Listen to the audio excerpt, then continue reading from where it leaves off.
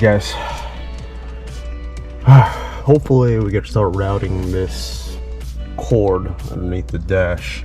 It's my next project right now to get this thing going. This, and along with the cord for the dash cam, hopefully we get it routed through here. Got some insight from my guy Benny Chin on the FL5 group. Gonna run under here, hopefully through here,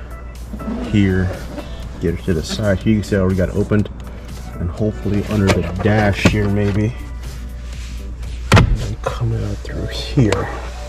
So stay tuned. Hopefully we'll get this done.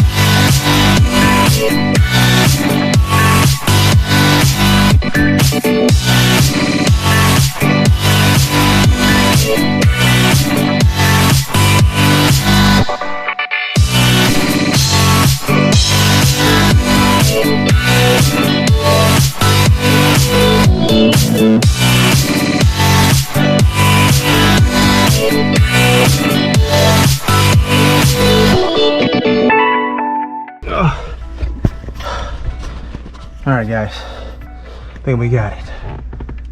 Did the best I could. Got it routed there,